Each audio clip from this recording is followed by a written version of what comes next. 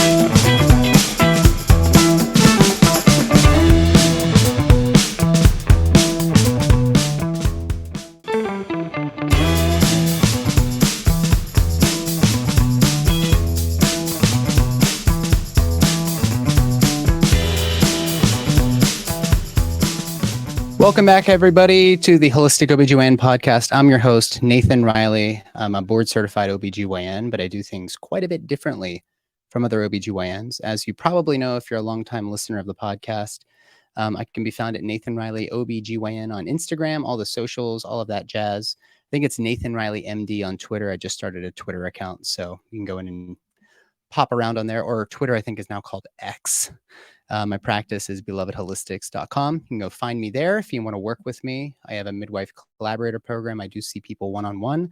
And if you're looking for pregnancy and postpartum support, bornfreemethod.com is where you can find the most comprehensive mastermind program on the planet in order for you to have the most autonomous birth possible. That's at bornfreemethod.com. So if you are a listener of the podcast, you probably know that I like to bring in people that are, let's just say, a little bit controversial. However, it shouldn't be controversial. It's just that mother culture has told us that the cult of medicine, that the medical establishment, that science has settled. They've told us that all of this stuff is a surrogate for you to make decisions for yourself. The problem is that if you are like me, you're probably very thoughtful about vaccines, specifically the HPV vaccine. 2 little girls, and at some point the conversation is going to come to whether or not to get them inoculated and presumably protected from persistent HPV infections, which can ultimately lead perhaps to cervical cancer. The reason that it's sort of doubtful in my eyes around what the easy answer is to this is that I read a book called The HPV Vaccine On Trial, which is the title of the book that my 2 guests today wrote. Mary Holland and Kim Mack Rosenberg are here. They're both attorneys. They both work at Children's Health Defense, which can be found at childrenshealthdefense.org, and their book is loaded with citations. They have been working on this project for many years. And since the introduction of the Gardasil 9 vaccine back in 2006, I believe it was, we would like to believe that we've now eradicated cervical cancer. That certainly hasn't happened. But we've also potentially harmed a lot of young men and women who, as early as age 9 now, are almost compulsorily being recommended this vaccine without anybody in my field necessarily questioning what's in this vaccine. Is it actually safe? Is it actually effective? We get into all of that. As a spoiler, I will tell you that some of the adjuvants, specifically the aluminum adjuvants that Merck has put into these products, not to mention polysorbate 80, which leads the blood-brain barrier to be a little bit more permeable. It's an emulsifying agent that helps make the vial, evenly distribute all of the components of the vaccine in the vial. But these aluminum adjuvants we don't really know much about them. We know that aluminum is abundant now in our environment, in our home, etc. But what happens when you inject it over and over and over for a total of something like 74 doses in the childhood vaccine schedule nowadays? Well, there are a lot of other researchers out there that have investigated aluminum, both in the veterinary world and in the allopathic human medicine world. And I'm not all that excited about aluminum being in anything that's being injected into my body. And so what we get into in this conversation is a thorough investigation. Well, at least what we can do in 1 hour. I recommend you read the book because it is chock full of citations, over 1,000 citations in this book. And there's a lot of peer-reviewed literature as well that is a part of this conversation that many of us maybe don't have necessarily enough time to digest ourselves. But there's also plenty of reports looking at the raw data from Merck's, quote, safety trials that shows that we weren't even really looking at a true placebo when we compared the safety of the HPV vaccine in the intervention group with a placebo, what you would think would be a true placebo in the control group. So we get into all of this. I think one really important part of this whole vaccine conversation, if this is important to you, is to know about something called the National Childhood Vaccine Injury Act 86. It was under this act that we developed these vaccine courts. And so if you think that your child was injured by a vaccine, you can't sue either the healthcare professionals or the vaccine manufacturer, in this case, Merck, if we're talking about Gardasil 9. You can't sue them until you go through the vaccine court. And that process is convoluted in and of itself. It's hard to find a lawyer. It's hard to get a trial. It's just a problem, right? And some people have received compensation there. But, when it comes to taking care of our child, of course, I'm afraid of cervical cancer. Like, it's a terrible, nasty disease. But on the other hand, I'm also concerned that in trying to prevent something from happening, we're actually causing other damage to our little kids. So these fears are palpable. I get it. I'm here with you. I know how challenging this is. And while I don't want my child or my children to develop cervical cancer, or if I had a son, I wouldn't want him to pass it on, HPV on to a female partner, and for her to develop that as a result of him not being able to integrate the message of a virus and clear it with his immune system naturally. I also am very concerned about what we're injecting into. And so in order for you to make an informed decision, you have to be able to accept the risks, benefits, and alternatives. And the person providing that needs to know the ins and outs of all of that stuff. But many of us did not get taught that in medical school or residency or beyond. So this is a wide-ranging conversation. I know you're going to love hearing from Mary and Kim. Of course, if anything in this episode in any way, please subscribe on YouTube. This video will be up on Rumble just due to its content. But go and subscribe to the YouTube channel. It is more supportive than you know. The more people that get to hear these conversations, the more rich the conversation becomes. Share the episodes with your friends. Otherwise, if you haven't left a 5-star review, please do that right now. Just go onto Apple Podcasts, leave a little 5-star review. It means so much to me. It tells me that I'm doing something right. And I try to provide, I have a lot of people coming to me for one-on-one support, but I can't see every single person. So this is why I have a podcast. I want to provide as much sort of public-facing education as I possibly can. And the podcast is a great way to do that. But we need, and there are a couple brands that have entrusted me with advertising some of their products, and I have no qualms about that because some of these brands, including Immune Intel HCC, which is one of my favorite products and is actually very, very directly related to what we're talking about today, is right in alignment. The owner, Mimi Lindquist, and I are creating a course called Clear and Free, which is really going to be your ultimate guide to supporting your immune system and living free of HPV for as long. There are no guarantees in life, but certain things are in your control. And a part of changing your lifestyle is going to be getting adequate nutrition, adequate sleep. Well, what if there was a demonstrated product out there that would actually help to boost your immune system by boosting the NK cells, boosting the T cells, helping them connect and communicate with one another? And it was clinically demonstrated in human trials, in vivo trials. Well, look no further. ImmuneIntel HCC does exactly that. So this is a product made from the mycelia of shiitake mushrooms. And they've done numerous studies to show that before and after, your immune system is going to be working on all cylinders, and it's going to help kick that HPV infection for good. Of course, you could always be reinfected, but that is most likely to happen when we're not caring for ourselves. We know the risk factors for cervical cancer include malnourishment, immune suppression, poor sleep, cigarette smoking. All of those things can go by the wayside if you want to get as optimally healthy as possible. But if you have a persistent HPV infection, there is a message there for you and to get your health in order. So if you want to try this product, maybe you actually have HPV yourself or a friend or family, go to themedicine.com and use code beloved10 and you'll get 10% off a bottle. I recommend doing a 2 to 3 month course every year. That's what I do. I just love the product. It has no side effects. I actually feel better. I sleep better.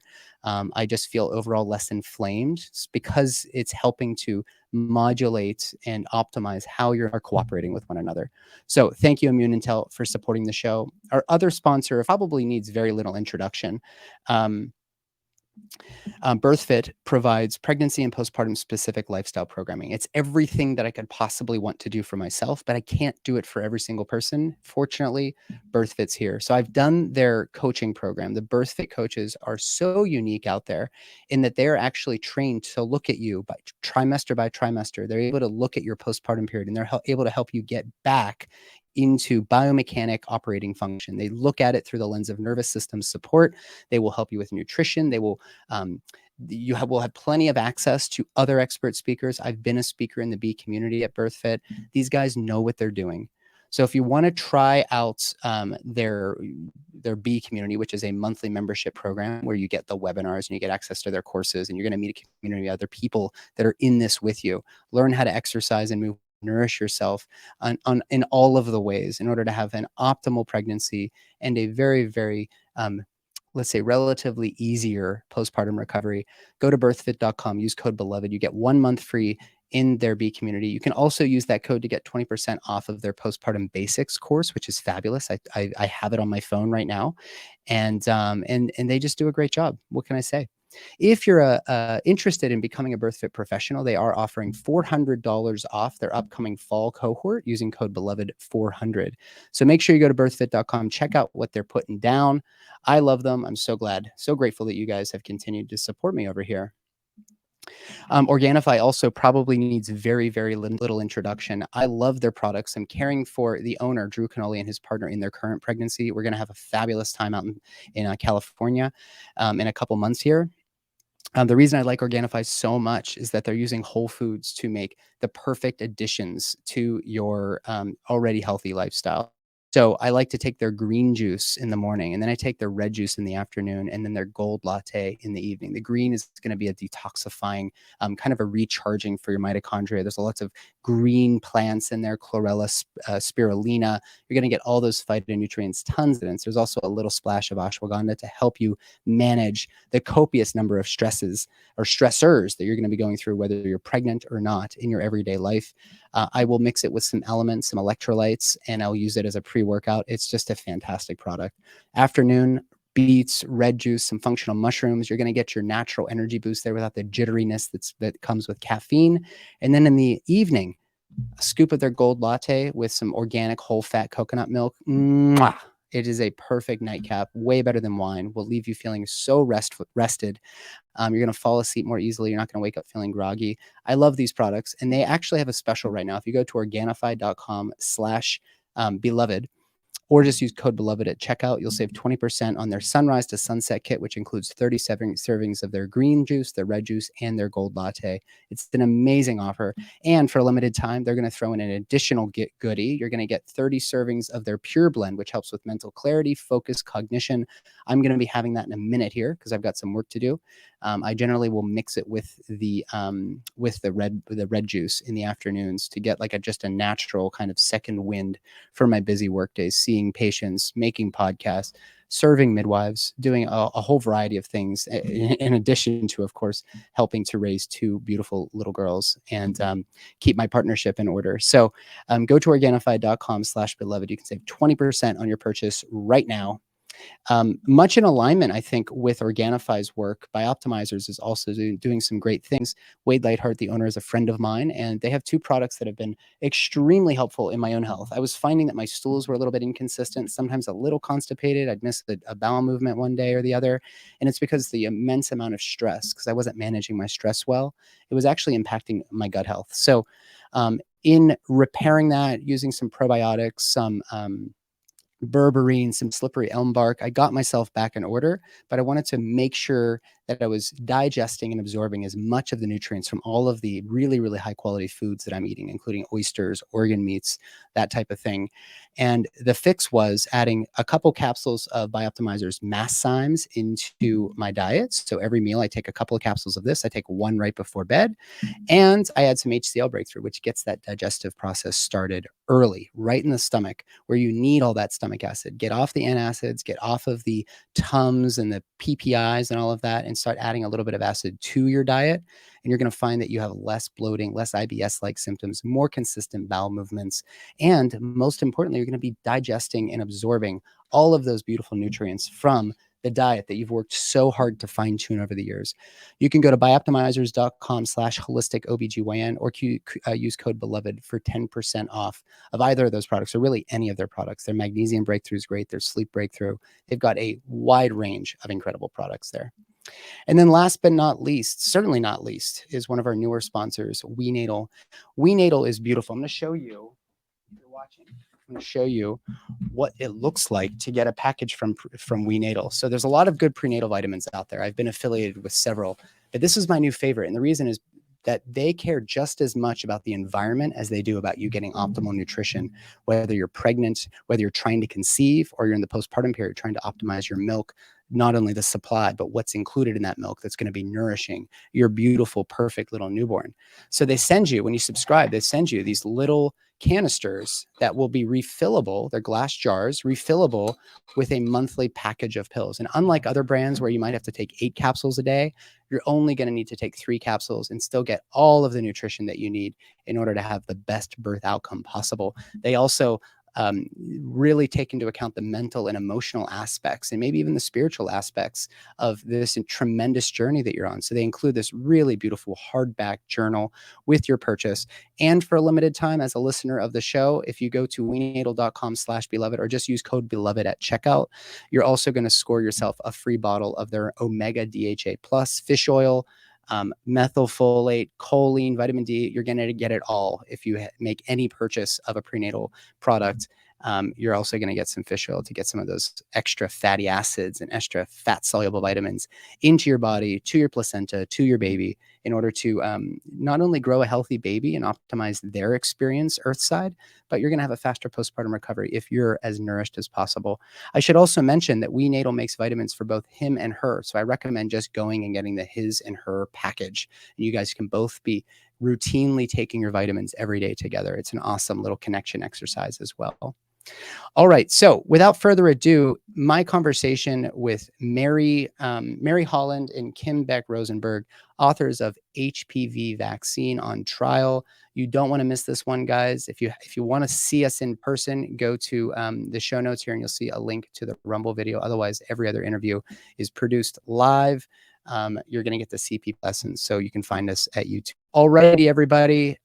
Let's get into this. Bear in mind, try to come into this interview with an open mind and an open heart. And if somebody out there is struggling with this vaccine conversation, even if they disagree with you, provide this to them and have an open conversation.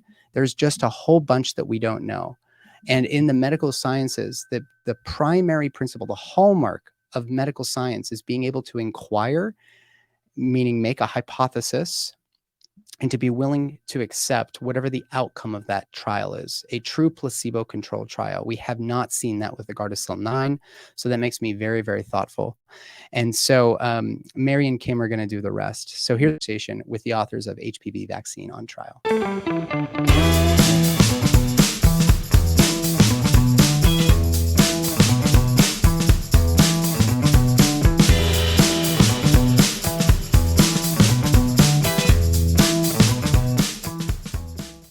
All right. So Welcome back to the podcast, everybody. I'm Nathan Riley. I'm an OBGYN. I did not go to law school, so it's hard for me to talk about a lot of the sort of legal implications of certain things that we do in medicine. But I am joined by two lawyers / attorney. We were just kind of trying to figure out what term really most applied, but some real specialists in the topic of HPV and vaccines and how these things are put together by pharmaceutical companies and then offered to the public, and how somewhere along the chain something can happen in a devious way that leads to injury and harm without demonstrated benefit.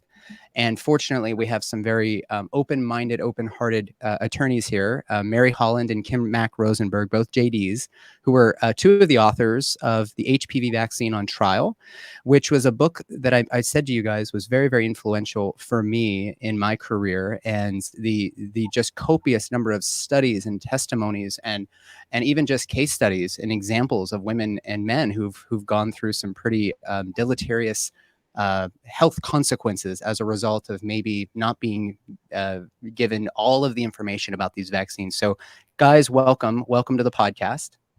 Thank you. Thank you so much. I before we get into questions, and I have many of them, so I won't burden this any further. Do you recognize this shirt by any chance? Yes.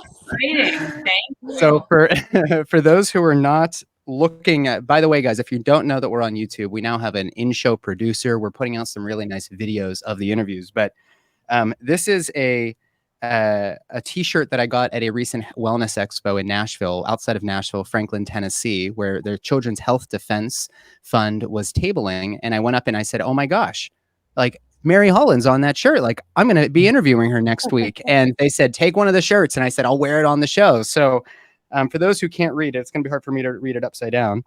The truth is on our side. The science is on our side. The ethics are on our side. And the law is on our side. So we've now migrated from just the, quote, cult of medicine to now the legal profession as to how we may ascertain bias within how this vaccine was released. So why don't we start there? Why don't we start, years ago when you guys got onto this topic, what was the most compelling thing about the HPV vaccine that actually made you compelled enough to write a giant book? Well, I'll start and Kim can jump in, but both she and I have worked closely on vaccine-related issues for many years, far earlier than this book was published in 2018. And one of the striking things from a legal perspective about vaccines is, at least since 1986, basically the pharmaceutical corporations that produce vaccines have virtually no liability. There's a government compensation program that, in my view, doesn't work very well at all. That's the only immediate recourse. The bases on which you can get into civil court are very restricted, and we can talk more about that. So there's the possibility always of injury and death from any medical intervention, but more so for vaccines than others. And when we started seeing what was happening with the HPV vaccine, it was approved and brought on the market in 2006. It was the most injurious vaccine that we had ever heard about. And we were hearing about it from a lot of people. And Kim and I had co-edited a book called Vaccine Epidemic that had come out through Skyhorse Publishing. And the publisher, Tony Lyon, who's also very attuned to these issues, really said to us, why don't you guys do a book on the HPV vaccine? And we thought, oh, that'll be a cinch. We'll knock that out in 6 months. And I think about 4 years later, 3 or 4 years later. thought, oh, piece of cake. Great idea, Tony. And it was a much bigger undertaking that we imagined. But in particular, I feel like the book, The HPV Vaccine on Trial, Seeking Justice for a Generation Betrayed, really helped me to understand the issues that have become so prominent and really front and center for the world with COVID. I think COVID vaccines now are the most dangerous, injurious, least appropriately studied in the world. But before that, it was the human papillomavirus vaccine. And I think to add to what Mary said, when we look at children who are injured by the early childhood and infant vaccines, oftentimes parents are said, oh, you're imagining that. I think wrongly told you, you're imagining that, or your child was never developing normally, or your child always had these issues. Whereas with the HPV vaccine, because we're giving it to 9 and up, these children are, they're already, they're speaking and they're engaged in sports and they're in academics and they're doing all these things. And then suddenly there's a change. So, exactly, for better or for worse, and, in this case, for worse, obviously, we're seeing this more dramatic shift that you see when you take, a young girl who plays a varsity sport and who's on the honor roll at her school, and all of a sudden she's in a wheelchair and she's having seizures and all kinds of other effects of the vaccine, which we'll get into, I'm sure, later in our talk. Sure. Yeah. Well, I think one really important thing that everybody thinks happens in in medical publication, and more importantly within the pharmaceutical trial space, it is a Gordian knot to unpack actually how medical devices and let's just say pharmaceuticals or other injectable devices, get introduced to the public and then universalized and then made compulsory. One thing we all presume is that drug has been compared to a placebo, and that placebo is what we presume to be a completely safe, like a sugar tablet or saline or something like that. Something that became very clear to me as problematic actually from your book, kind of like nailed it home, was that, young women were going into these trials. Their parents were, happily getting them in there because this HPV thing leading to cervical cancer is pretty scary as the young father of 2 little girls. And I've taken care of a lot of women with cervical cancer. But I would presume that vaccine was in their trials was compared to a placebo. And then you hear case studies of women who were enrolled, and usually when you're enrolled in a placebo-controlled double-blind trial, you don't know if you got just a saline shot or the actual, vaccine that's going to be manufactured and then released to the public as Gardasil or whatever. They were developing these weird symptoms. Not everybody, but many women were. And then when they was unblinded, it was determined that they actually were in the placebo group. Like, this was happening over and over and over again. So it should be no surprise to us that when a bunch of women, when we actually listen to women in any regard, that if they're all saying, I'm experiencing this thing, and then thousands of them start saying, echoing that, it's almost never wrong. But it took years for this to really be unpacked, and it still hasn't been fully investigated. So we'll get into some of the ongoing litigation later. But let's talk a little bit about that. In the placebo, what I understand is that there was an aluminum adjuvant, and aluminum adjuvants are used in almost every one of the 74 doses that are given to children. Not every one of them, I believe, but many of them. And in the age of aluminum, we now have this problem where we're injecting aluminum into young people, and it's likely that is also causing a deleterious effect. So if you were to compare a poisonous agent against something that was advertised as a placebo, but also contained potentially a neurotoxic or a respiratory toxic or cardiotoxic agent, now we have a problem, because the control group and the intervention group are going to have similar reactions. And we can say it performed, there was no difference in downsides between the two groups. So let's unpack that, because this is a big part of what's going on right now, I think, with the vaccine ongoing. Well, I think you're absolutely right. And we use the term in our book, placebo, a false placebo, because that's a t-shirt right there, I feel. It is. Maybe someday. But what they did is exactly what you said. The vast majority of young women who participated in the trial got the aluminum adjuvant. And the reason we were given for that when we asked FDA, because we did ask FDA about it as part of writing the book, was that way for the people who were administering the vaccine to the trial participants, the placebo and the vaccine looked the same. Right. But that excuse doesn't hold water, in part because we know there was this small group of just over 1,000 young girls and young boys in a group that was called Protocol 18, which was hailed as the saline placebo group, the only one. The FDA talks about how important this group is because they received a saline placebo. It turns out they didn't receive a saline placebo either. But what they received was everything except the aluminum and except the HPV antigens. So they received polysorbate 80 and genetically modified yeast and sodium borate and So they L-histidine. didn't have aluminum, the placebo. It did Is not that have, right? for those, Okay, for those that's good. couple of, for that small group of children, they didn't Okay. have that. But it did look different than the vaccine that the vaccine group got. And what they did was basically masked the syringes. And there's an article that was published by the doctors and the researchers who participated in that small group talking about what they did and what they received. And it's very clear that these kids didn't receive saline either, but they also had a very different adverse reaction profile in the placebo group. They did gotcha. not have that same percentage of adverse reactions where they seemed to be matching up in the aluminum group, which again was the tens of thousands of individuals versus this very small interesting. number, which was statistically probably underpowered as well.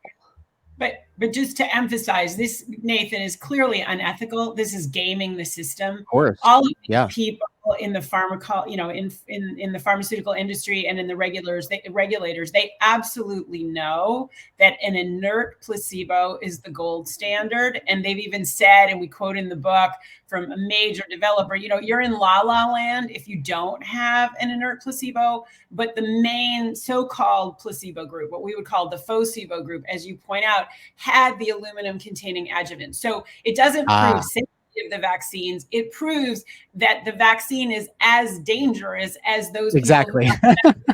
Right. That's exactly what they showed, which is horrifying to the public once they understand it. But if you say, oh, yes, we had a double-blind placebo-controlled study, which is what they say, the public misleadingly understands that, oh, well, they did what they were supposed to do. This is one of the most important criticisms of vaccine science, is that they don't use true inert placebos, Nathan. For every vaccine on the recommended childhood schedule by the CDC, they did not use true inert placebos. They used older vaccines. They used solutions containing the adjuvants or the preservative or the carrier solution. On not a single of the 72 doses that are recommended for children were there true inert placebo-controlled trials. So the term placebo, I agree with you, we really need to get out there so that people understand they're using false placebos, which is corrupted. That's not science. Yeah, and it's not science. And go ahead. Sorry. Oh, as I say, we quote in the book information from the WHO. We're not picking something out of left field. We're quoting WHO talking about the importance, especially for a new vaccine, of having a true placebo-controlled trial. So absolutely, here, it was a brand new vaccine. And the other thing that's really important to recognize is, you mentioned earlier that a lot of vaccines have aluminum in them, and that is true, and it's very concerning. But the form of aluminum that's in Gardasil is used in relatively few vaccines. Merck says it's a proprietary formulation. It has never, to our knowledge, we haven't seen testing showing that it's safe. And what Merck is trying to do, and we talk about this in the book, and we've talked about it elsewhere, is kind of have their cake and eat it too, right? They want to say, well, aluminum's been used for, almost 100 years in vaccines. But even 100 years ago, people were questioning the safety of aluminum adjuvants. But this form of aluminum has not been used for over 100 years. So they're trying to say, well, it's proprietary and it's more, it elicits a stronger immune response. So it's different and it's more powerful. Yet we can rely on the supposed safety of these other forms of aluminum. That just doesn't hold water for us. It doesn't. And this term adjuvant, for those who don't know, what that means is it's supposed to sort of serve as like a catalyst or a potentiating additive, so that you get a more robust immune response to whatever the antigen. And in this case, it's a part of this HPV nucleic acid protein capsule. We call them viral particles or whatever. We're trying to get a more robust response to that, so that a person may develop immunity. The idea around vaccines is actually a brilliant technology. However, we as the consumers are now demanding that we want to make sure, it's not that I'm not an anti-vaxxer. I want to make sure that whoever's providing these beautiful technologies are doing their due diligence in exploring this. So this adjuvant, and people know how I feel about vaccines, but what I'm trying to do is I'm trying to take a scientific look at this, which is that I don't think we've been told the truth about these things. So the adjuvant that you guys are talking about, let's just talk briefly about aluminum. There is, Chris Exley and a lot of other researchers in the UK have really been asking this question for decades. What is this adjuvant thing? Like, how does it really work? And nobody seems to really give me a good answer. So I'm sure that you guys aren't going to, maybe don't know either. But the point being, if we're adding this thing, why are we using aluminum? And why should people be concerned about the aluminum if we don't know for sure that it actually works in order to, quote, potentiate an immune response and get you lasting immunity? Well, I think that we do see in many instances that it does at least initially potentiate an immune response, because we know, for example, with HPV, for most people, the infection itself does not elicit a strong antibody response. But when you add the aluminum to the vaccine, it does. We don't know how long that response lasts. We don't know, and we do know that it wanes. There are multiple strains of HPV in the HPV vaccine, right? Multiple types.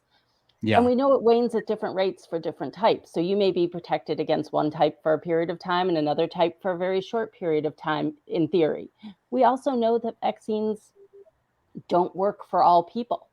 You could take a vaccine that's loaded with aluminum and have no immune response to it whatsoever. And that does happen to individuals.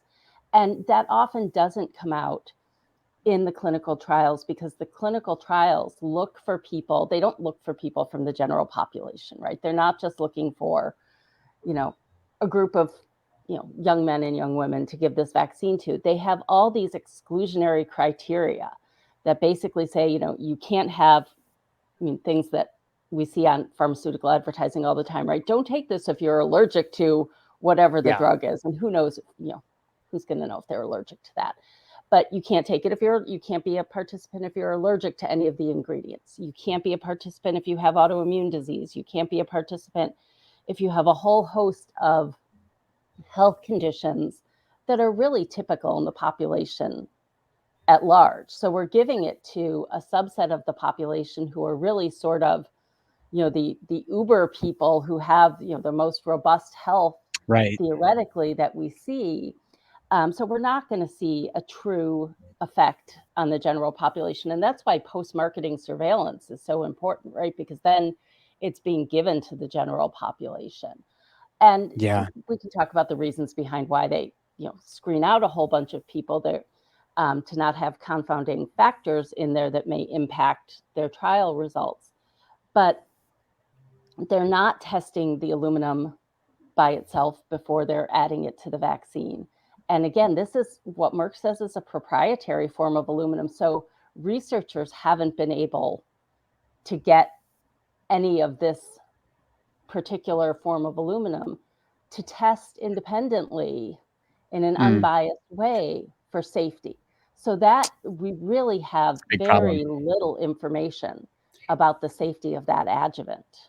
But Nathan, I just want to add to that. Kim drafted the chapter on aluminum, and you mentioned scientist Chris Exley, who's really the world's authority on aluminum. And what we really have now come to understand is that this is used in adjuvant in all of the attenuated viral vaccines. It's not used in live virus vaccines, but it's used in lots and lots of vaccines, and it's neurotoxic. Aluminum is not found naturally in the environment, except that it's when it's encased in silicon. It's really known to be highly neurotoxic. And we think that a lot of the side effects that we do see from people who are adversely affected by the HPV vaccine do relate probably to that aluminum component. So it's a grave concern. Well, and it's not just neurotoxicity. Aluminum is actually toxic to almost every system in the human body. There are peer-reviewed studies that have been published showing, I'm in my head seeing a graphic of one of these studies, which has balloons of all these different human body systems, showing that aluminum is neurotoxic or is toxic to each of those systems. So it's a whole body toxicity issue.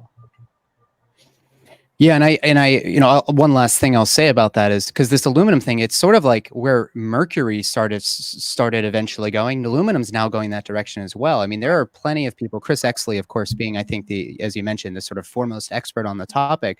He has said himself, there is absolutely no utility for aluminum in the body. It is toxic to all living things, especially humans. So we won't be able to unpack all of the aluminum research. We'll leave that to the aluminium research, as Chris Exley would say, in this episode. But we'll put some follow-up links for people to look into some of his work and some other researchers who, again, guys, this is not about you should do this or not do this. This is about asking questions and then trying to find out the answers. That is the scientific process.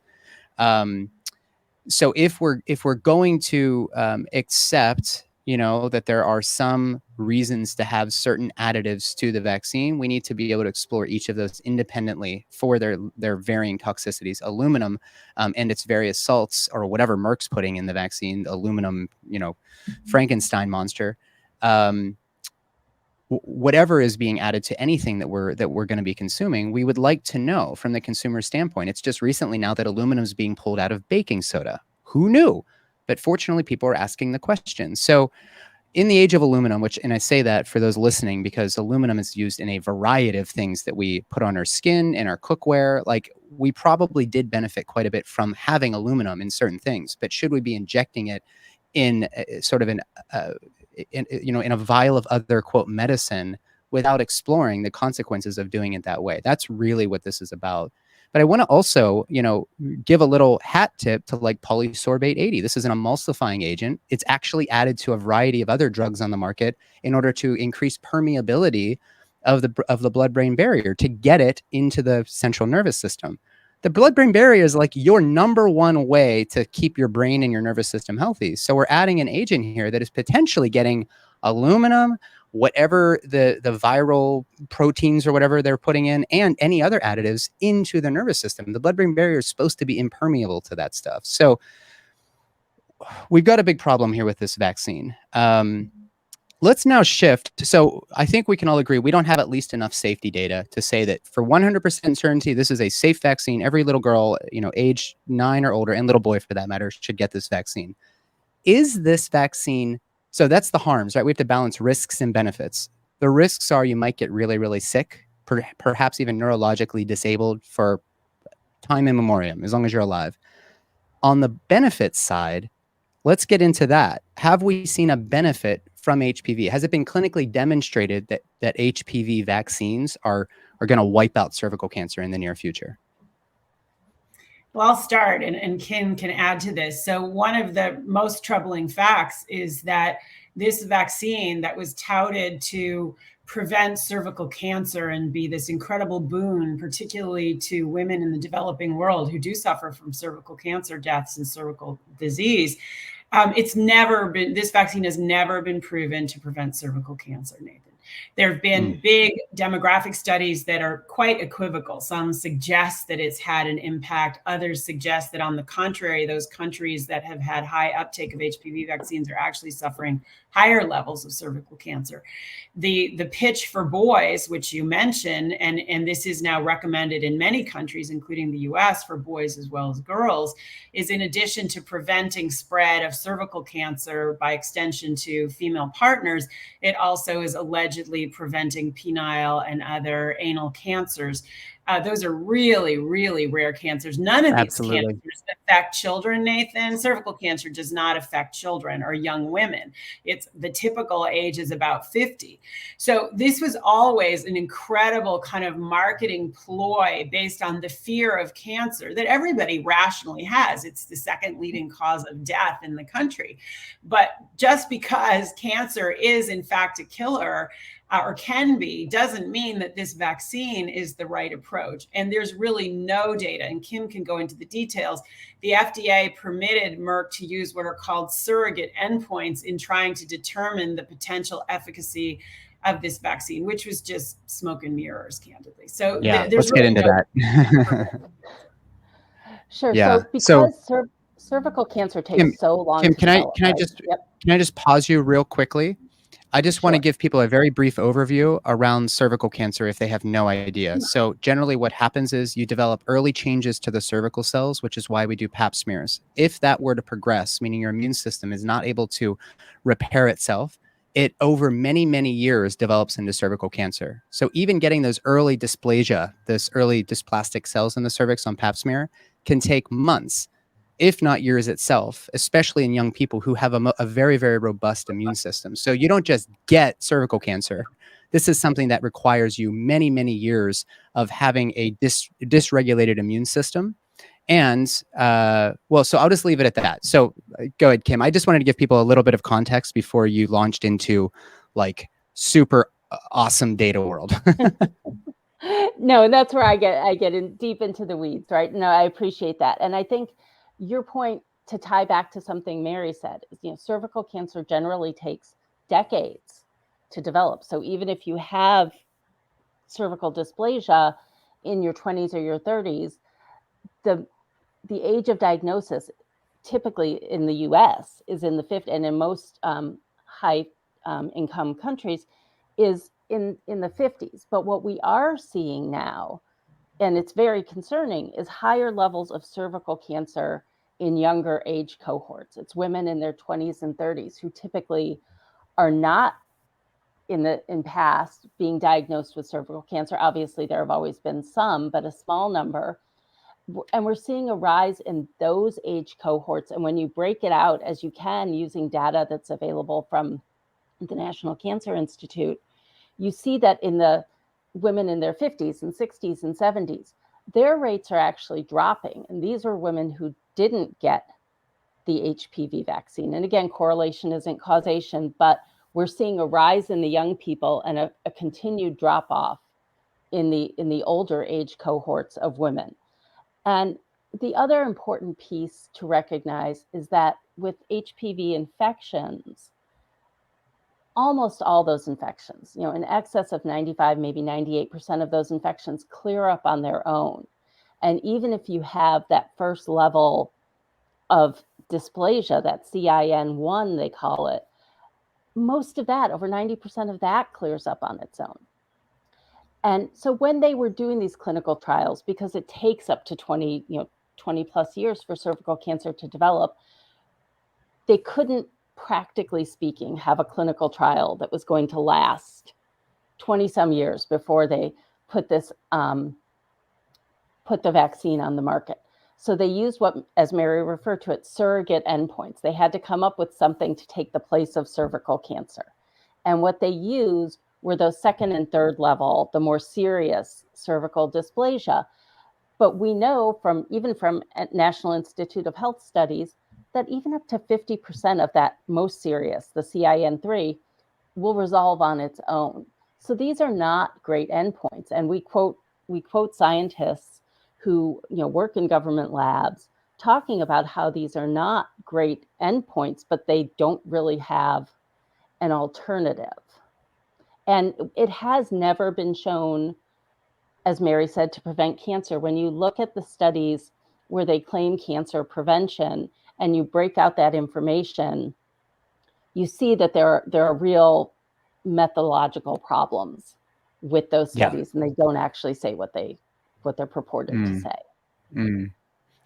Yeah, I know a lot of people. Oh, sorry. Go ahead, Mary. Mary, go ahead. Sorry, I was just going to say and ask Kim again to fill in the details here. But one of the other truly disturbing things that we learned from the clinical trial data is that women who had antibodies to the strains of human papillomavirus in their bodies, in their blood, or that had current HPV infections with the types that were in the vaccine, those women were actually at much higher risk of developing dysplasia, developing abnormal cervical growth to cancer. And these were very high percentages, Nathan, in the actual clinical trial data.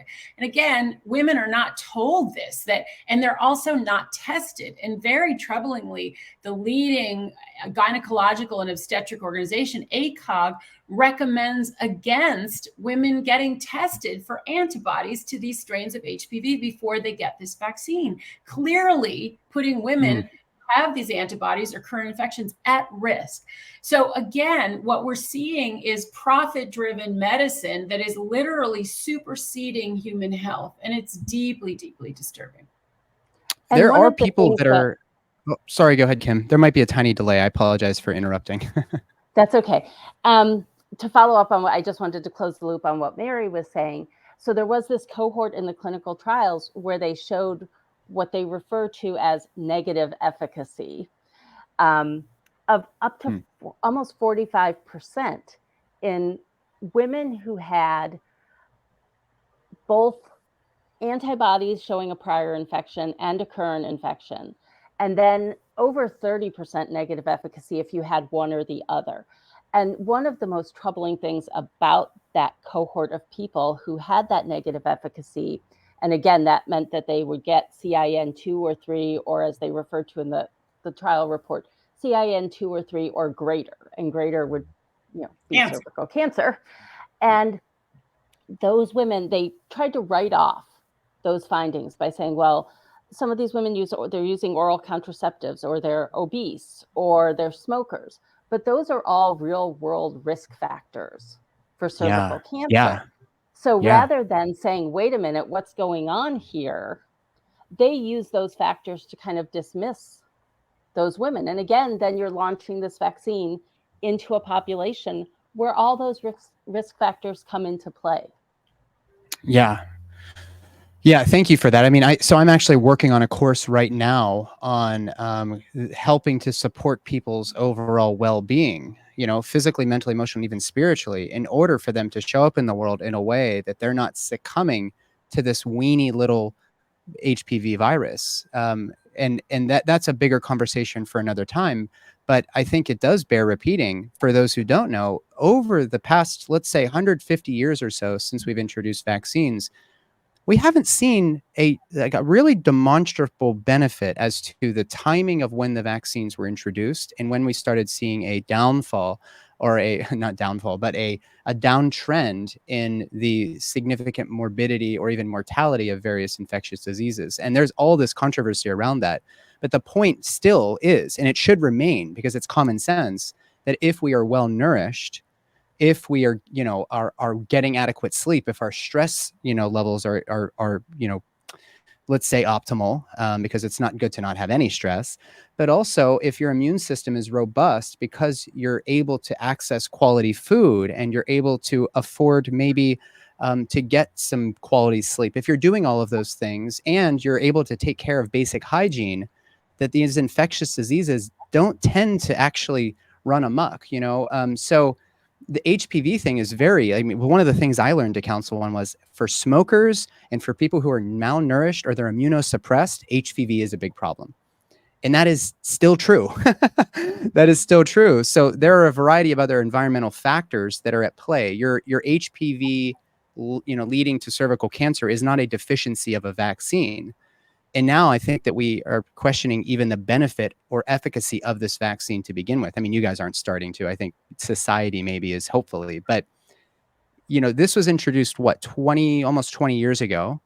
And before that, we never heard about this scare that 9-year-olds need to now be vaccinated. So let's now talk about the marketing campaign that actually made this just as acceptable as DDT is good for, you and me.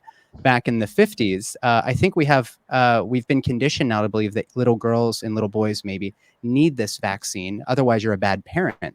But there are other countries like Japan that said, no, thank you. No, thank you to the marketing directly to consumers. We're just gonna take this step by step. And so maybe you can compare the U.S. experience with maybe other places where that marketing campaign didn't take as deep of a hold.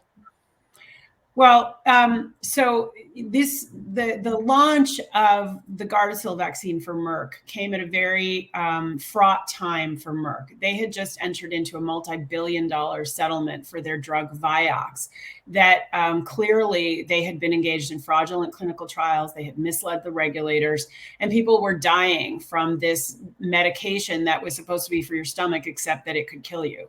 And so the HPV vaccine was referred to as help pay for Vioxx, right? And so it was a very aggressive marketing campaign. Initially, aimed really at moms and at girls themselves, like to be hip and cool and feminist and like independent and autonomous. You need to have your HPV vaccine. Be one less was one of the first campaigns. And it was a very successful marketing campaign. And the advertising world said they created lightning in a bottle. They created a market out of thin air. That's what was said. It was really like an amazing feat from a marketing standpoint to get people. And again, they played on the fear of cancer. And it's very important for people to understand that the United States is one of only 2 countries in the world, the US and New Zealand, population of 4 million, that even allows this kind of direct to consumer drug advertising. Most countries think this is in and of itself unethical because consumers are not prepared to be able to evaluate drugs adequately. It should be advertised only to the medical profession and then let doctors and other healthcare practitioners give advice to their patients. But literally what we saw, Nathan, was 12-year-old girls would be seeing these advertisements on television and go, Mom, don't you want to prevent me from cervical cancer? Don't you love me? This was exactly what their strategy was, which in my view is completely unethical. And they've continued to do this with girls and boys in a big ad campaign, Mom, Dad, did you know? As if these children had developed cancer. And it says in small print at the bottom, these are actors. This is just such unethical, such misleading advertising. And yet this is a multi-billion-dollar industry. This has basically been has entered into markets around the world. The World Health Organization is behind this. It's an extraordinary thing, especially given what we know about the real deaths, Nathan, and the real injuries. And we're talking about thousands of deaths just in the United States, probably tens of thousands around the world from this vaccine.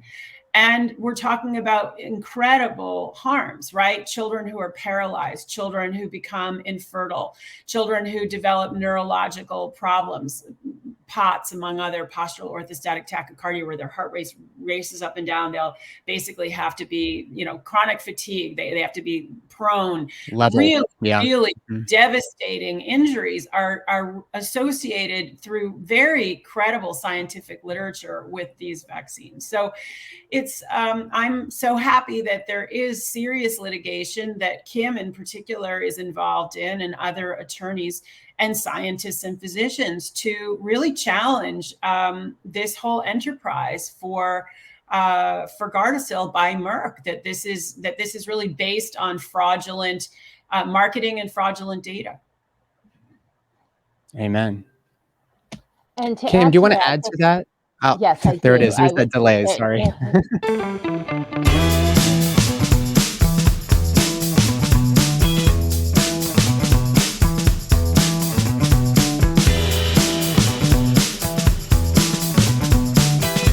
Hey guys, a quick interruption here from this amazing interview. I hope you're enjoying the show.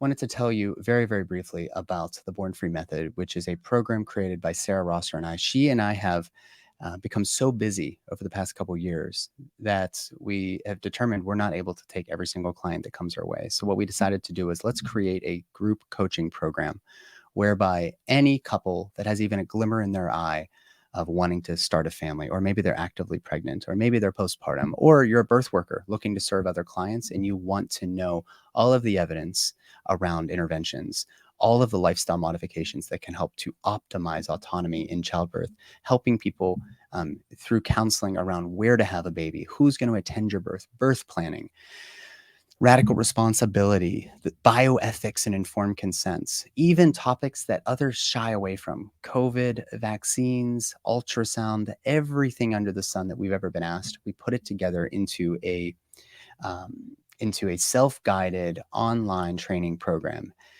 It starts with 12 months of weekly calls. And while you're going through the content, you can come to the calls with any questions, share your insights in our private community, meet other people. Don't be siloed off. Don't isolate yourself. Embrace community. This is what we're sorely lacking in this world. Sarah and I take an equally balanced approach between the data and the spiritual nature of this transformative period that is childbirth. We focus on the moms and the dads, the whole family unit. We talk about care for the newborn. We talk about psychedelics and cannabis use. There is a whole unit just for the dads. There is so much just in the online course, but then again, you're also getting 12 months of weekly calls where we bring guest speakers. We do some didactics. There's plenty of opportunity for Q&A, so you can get all of your questions answered either by us or one of the many people who've been there and who are on this journey with you in the program. If you want to find out more and learn from Sarah and I, bring us into your care team, go to bornfreemethod.com. We'd be happy to see you on an enrollment call. We'll get you booked that day. And we can answer any questions that you have as well. So find us at bornfreemethod.com. I don't want you to miss out on the content, on the calls, on the guided meditations, on the exercises, on the checklist, on the 250 plus citations. Go to bornfreemethod.com. We'll see you there. All right, let's get back now to my conversation.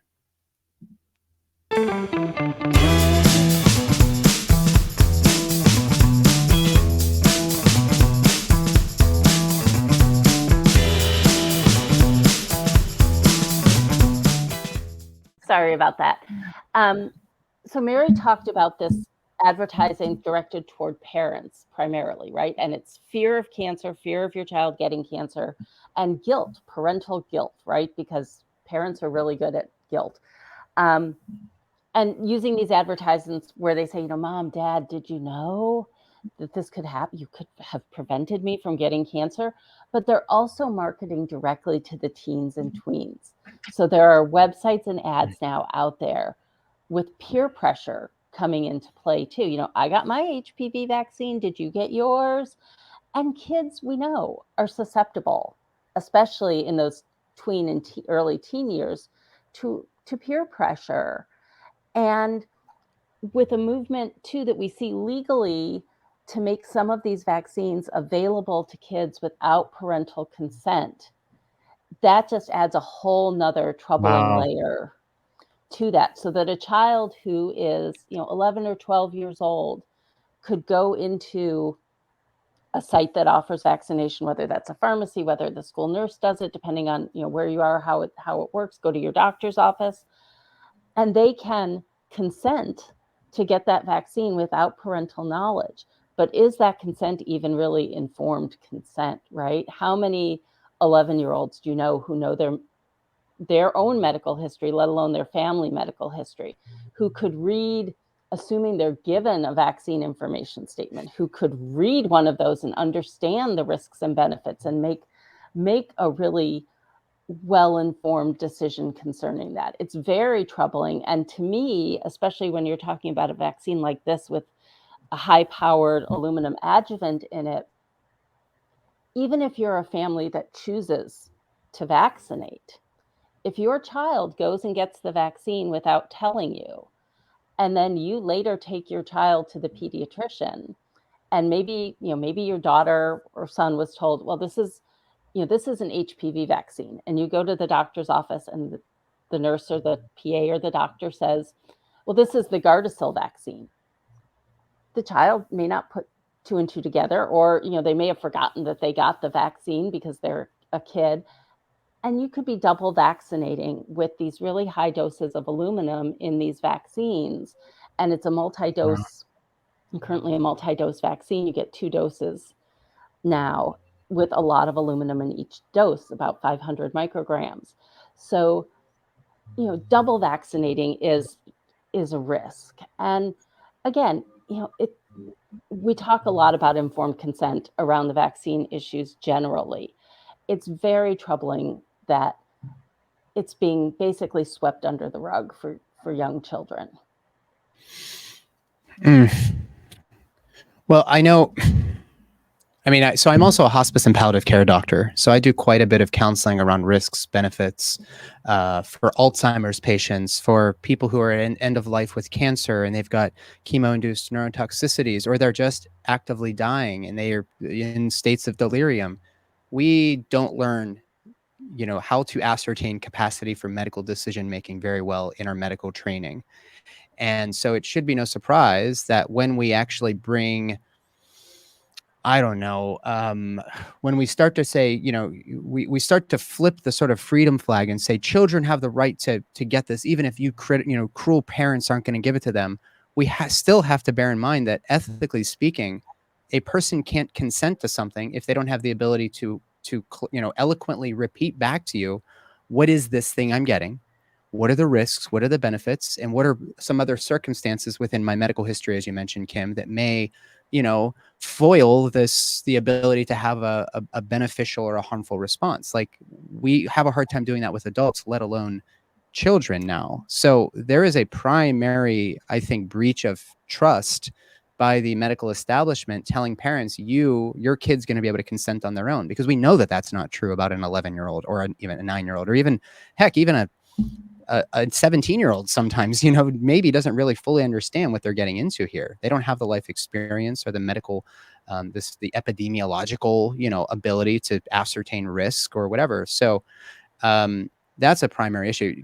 Mary, did you want to add something to that?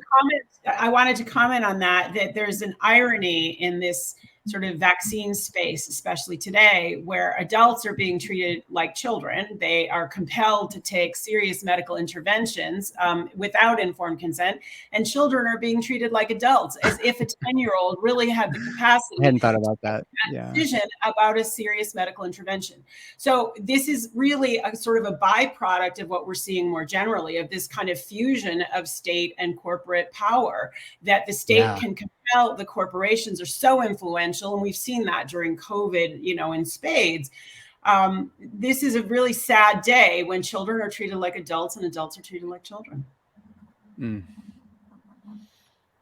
Kim, I'll give you the opportunity to respond to that, and then I want to go into the various vaccine options that are available. And are we seeing the same trends with all various forms of there's Gardasil, Gardasil 9, Cervadex? Is that the other one that's on the market? Cervarix. We'll go into not in the US. Cervarix.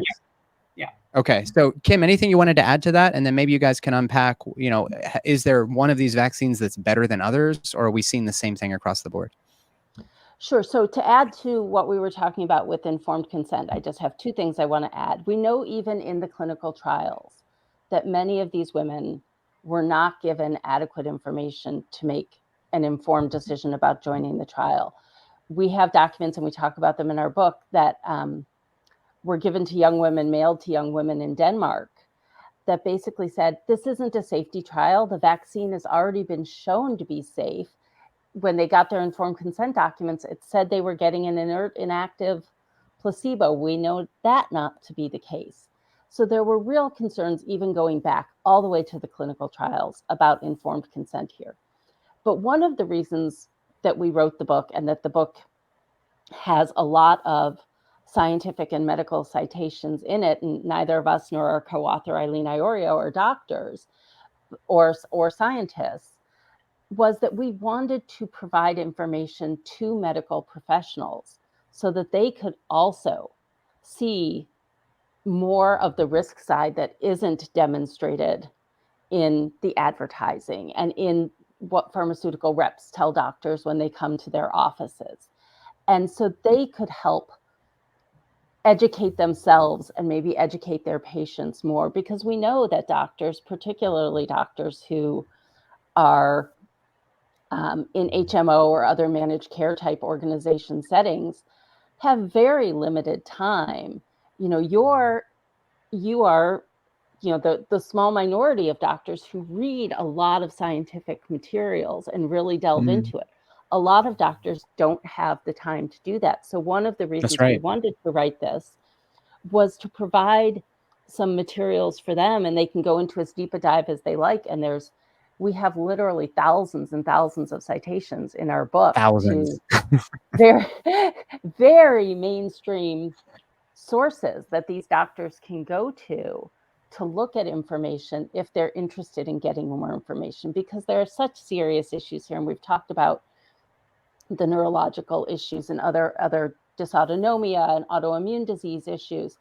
One of the things we haven't touched on is the fertility issues, right? That's a really big piece. And you're giving this, and premature ovarian failure, and we're giving this to young girls at 9 years old, 10 years old, 11 years old, who likely have not started menstruating yet. And you may not notice for a long time that maybe their cycles are not regular or not what you would expect them to be. Or you got the vaccine when you were 11 and now you're 25 or 30 and you're trying to have a child and you're having trouble getting pregnant. What is the connection there? We know that statistically, people have analyzed this data, and there are real concerns that women who got HPV vaccines are having significant fertility issues and reproductive health issues. Yeah, that was one area that I figured we could probably do an entire podcast about that, because that is very near and dear to my job as an OBGYN. Is I'm having more and more young women who are struggling with fertility. And I think that there's all sorts of environmental factors. Mm-hmm. Like I don't think any of these things are just the vaccine. However, we are seeing a trend. And I think one of these environmental factors is the number of doses that young women are getting, and young men for that matter, from an early age. I mean, they get, what is it, like 74 doses or something now as of 2016, something like that. Mary, did you want to add to that? Yeah, I wanted to add to it that one of the things that's so striking about Gardasil is it's a vaccine allegedly to prevent cervical cancer, a cancer of a reproductive organ. And yet this vaccine was never tested for whether it could itself cause cancer or whether it would have effects on the reproductive system. I mean, how do you even conceive of that, right? We don't know if it actually could cause cancer. Well, they do know it can, but it's not. They say that they haven't tested it. That wasn't their intent, and they never tested it for impacts on fertility. So it's obviously at a minimum plausible. But we're seeing in our book, in our research on their book, I can't tell you how many women we met who told us that they had serious fertility issues after getting the vaccine. In fact, I was at a meeting on Monday where a woman in childbearing years told me that she'd had very significant fertility issues after getting the Gardasil vaccine.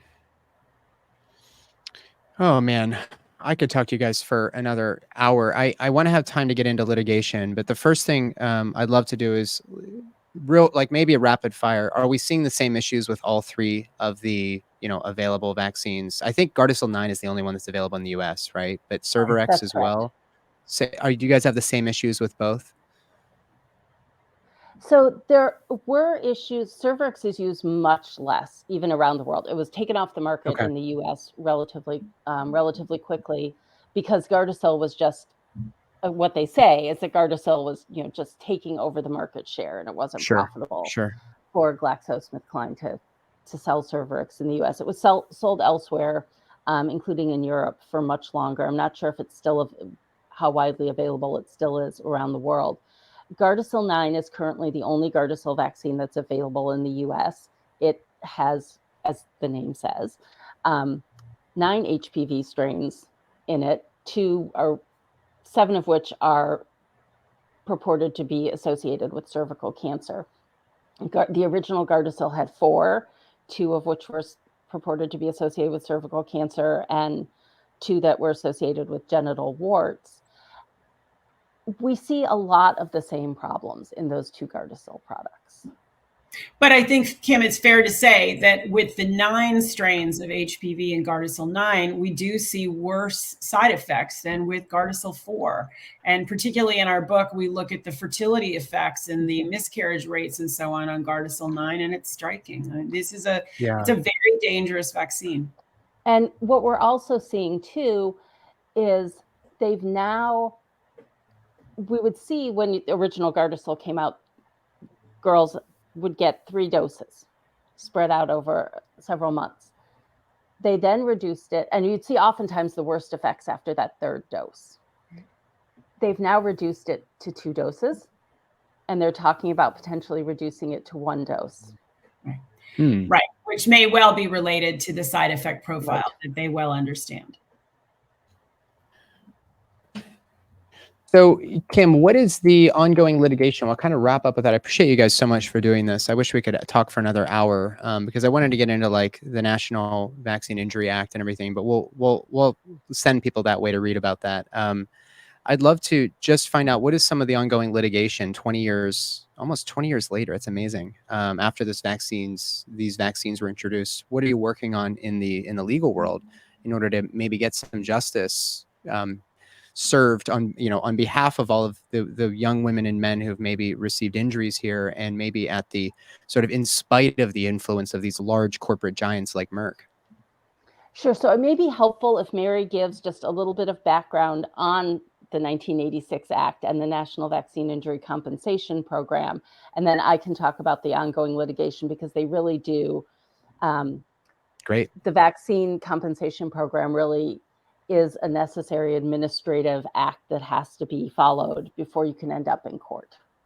Great. Sure. So let me give a quick background. So basically in the 1980s, as the vaccine schedule is ramping up, and most children in the US were getting measles, mumps, rubella, diphtheria, tetanus, pertussis, and polio, we started to see an uptick in serious injuries. And there was litigation for tort, and it was rare for a case to win, because it takes a lot of effort to make that happen against a major pharmaceutical company. But some cases were winning. They were multi-million-dollar judgments, because these were severe injuries. And so there was a truce that was settled within Congress, and the creation of, through a law, the National Vaccine Injury Act, 1986. And it was in theory, it was sort of a settlement agreement, if you will, between the pharmaceutical industry, the medical industry, and parents of injured children. And it had three main provisions. One, that there would be almost blanket liability protection for the medical community and for the pharmaceutical industry, that there would be some way for there to be compensation for those people who were unavoidably affected, unavoidably injured, right? Because these are unavoidably unsafe products.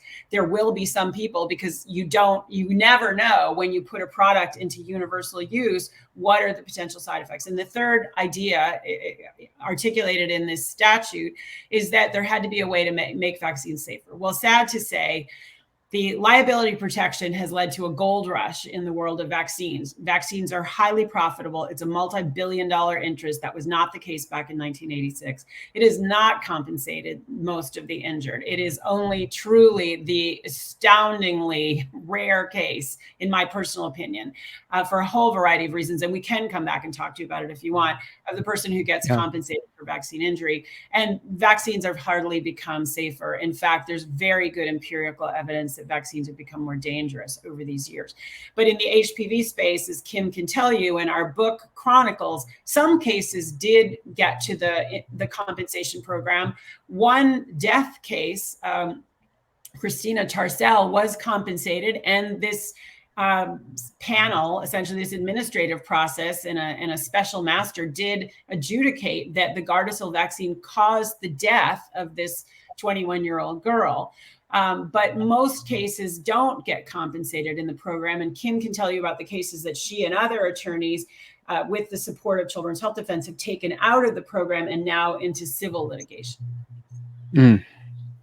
Sure. So what you have to do, as Mary said, you have to go through this program first for vaccines that are on the recommended schedule, and Gardasil is one of those vaccines. And if you get compensated in the program, then you choose to accept that compensation, you've been compensated. But if you're not compensated, or you get a negative decision, or your case just sits in the administrative program with no final adjudication after, Mary, is it 240 days? 240 days, yeah. You can leave the program having exhausted your administrative remedies that you're required to, and then you can go to court, except there are very limited grounds on which you can go to court. And so we are litigating Gardasil cases based essentially on fraud. There was a Supreme Court decision in 2011 called Brucewitz, which said you can no longer have design defect claims. Those are preempted by the 1986 Act. But the fraud claims can still go forward. So, we've talked a lot here about what is wrong with Gardasil, what was wrong with the clinical trials, what we're seeing in the real world, right? So lawyers around the country have taken the cases of these young men and young women who have been injured, or in some cases, unfortunately, have died from the Gardasil vaccine, and are now litigating them in court. And the first case that I'm aware of was one in state court in California, which is still ongoing.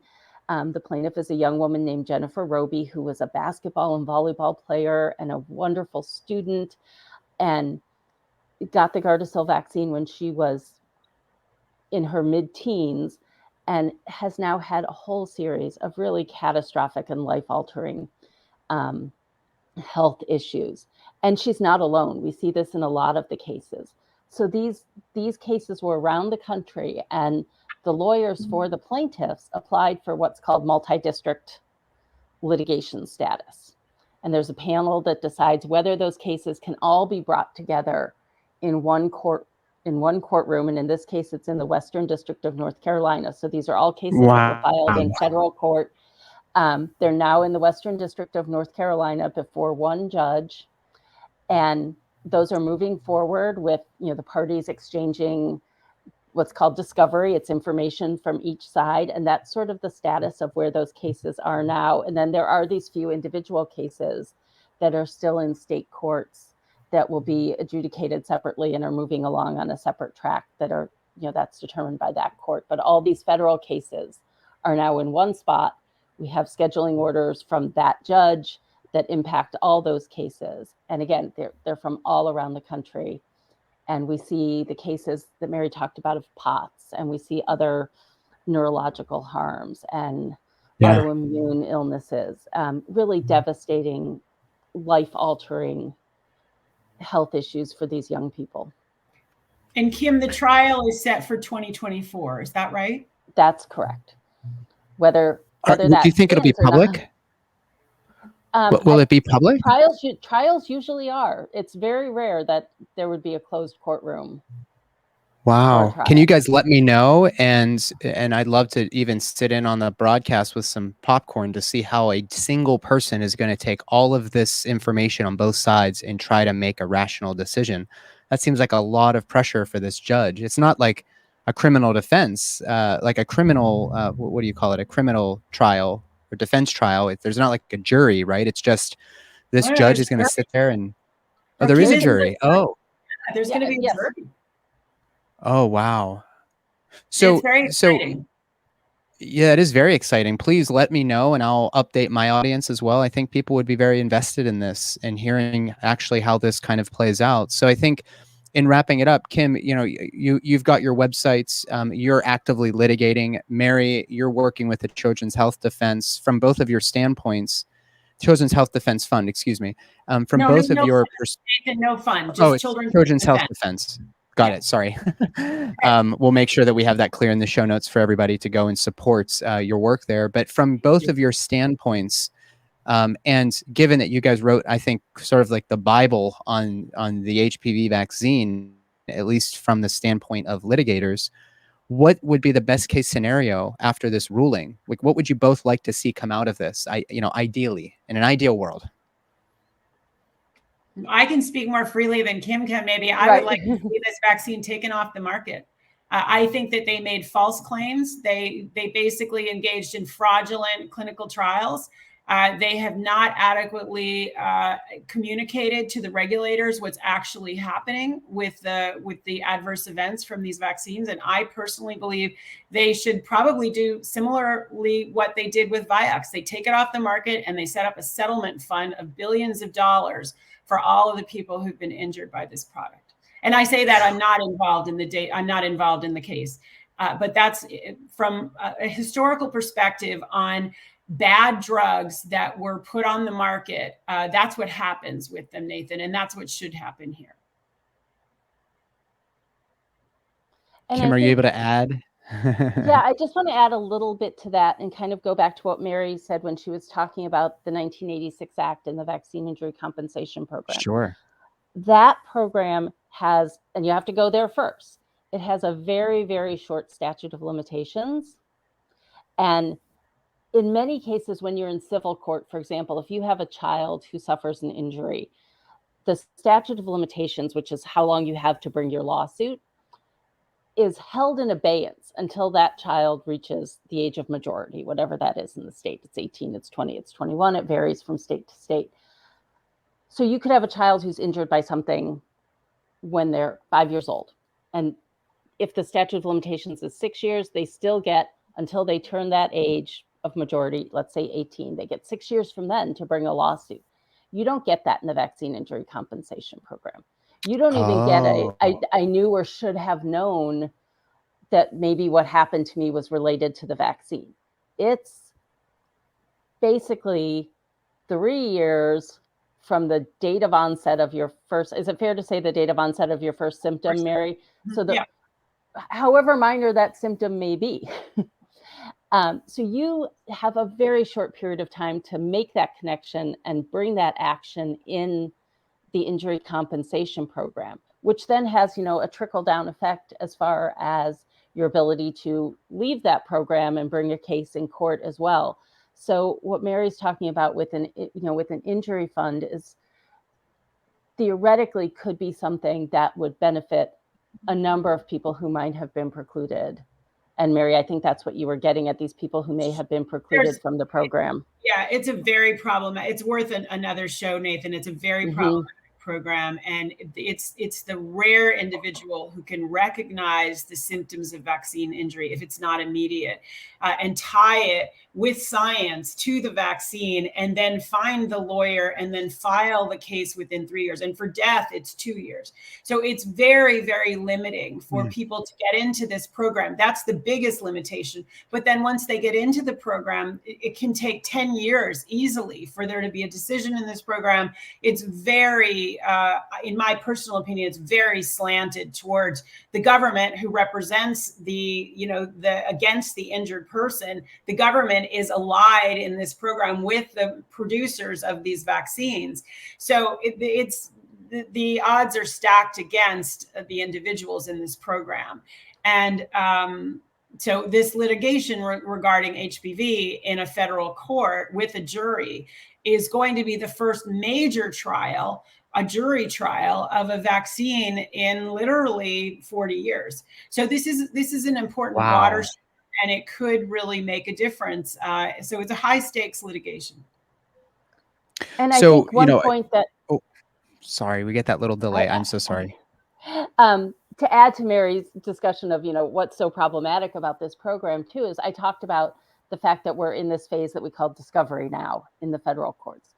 When you're in the program, you're suing the Department of Health, the U.S. Department of Health and Human Services, right? You're not suing the vaccine manufacturer. And there's no discovery. You don't have any right to discovery. You can petition for discovery, but also the pharmaceutical companies are, the way the program is structured, they are not parties to that case, right? So you're not getting the information that if you brought a lawsuit in a regular state or federal court, that you would be entitled to under those rules, the rules of procedure that govern those courts. Those rules do not govern the vaccine injury compensation program. So your hands are also tied because you don't have a right to access that information and to obtain that information from the other side. Wow. Maybe we should do another episode about the National Vaccine Injury. What is it? The National Vaccine Injury Act. Am I saying that right? The act, and then there's the compensation program that was created under the act, and we can recommend people to you for that. One of our colleagues is really the brain trust on the injury compensation program, but it was the first tort reform. It was the first kind of separate court in the country around a particular medical injury, and there have been others. And pretty comprehensive study of this finds that, frankly, they never work. One of our dear colleagues has made the statement, and I agree. I do agree that, but for the creation of the injury compensation program, there would not be an autism epidemic in this country. Because even with all of the barricades and problems to bringing litigation against things of the pharmaceutical industry, there would have been serious litigation over the last 50 years to bring truth and justice to the vaccine injuries that we've experienced. And particularly autism, in my personal view, again, is very clearly correlated with vaccine injury. And that litigation would have succeeded up until now, were it not for the existence of this compensation program that has effectively bottled up that issue.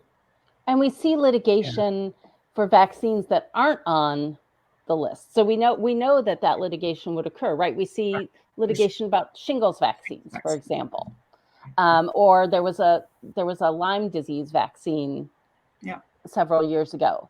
There was litigation surrounding that because those weren't on the recommended childhood vaccine schedule.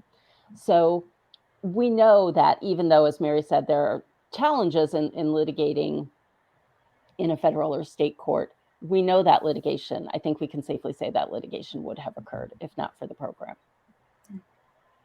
Amazing. Well, guys, I know, Kim, I know you probably have another meeting coming up. We're going to send people to your website, Kim. We'll send, for Mary, we're going to send people to children'shealthdefense.org. And we're going to link the HPV Vaccine on Trial, Seeking Justice for a Generation Betrayed, which should be on every OBGYN's bookshelf as far as I'm concerned, so that we can at least do a better job of understanding what we do and don't know, as opposed to just accepting what we're fed as the scripted way to counsel around HPV and cervical cancer, and what we and these sort of false promises we give parents who are, I think, genuinely afraid that their child will develop this horrible thing. That is a serious thing to be afraid about. But have we found the sort of golden totem as to how to prevent this? No. And we may be actually inadvertently harming the children that we love so much. So I thank you both so much for coming on the show. Is there any other links you want people to know about? You just want to shout it out? Anything you want people to know or to go support right now? Well, I was just going to say that people can also reach me through Children's Health Defense. I'm currently the acting general counsel there as well. Oh, amazing. And my email, I think it can be linked through the website, but it's also kim.mackrosenberg, all one word, @children'shealthdefense.org. Amazing. And and I'll just add one more, Nathan. Yes, one of the important sources that was a great assistance to us in the book is sanevax.org. And that's an organization that really focuses on those injured by HPV vaccines and information. So sanevax.org. Unbelievable. This was a great interview. I'm sure that Jeff is kind of his jaw's on the floor as usually when he's listening to these conversations. He doesn't get to do things like this. And I come to you guys with great humility, acknowledging that I don't have the time to do what you guys are doing. So thank you for writing this book. Thank you for your work in protecting kids and willing to helping to support informed consent within families. So very, very much appreciate it. And I hope we can stay in touch. Thanks so much. Thank you for having us.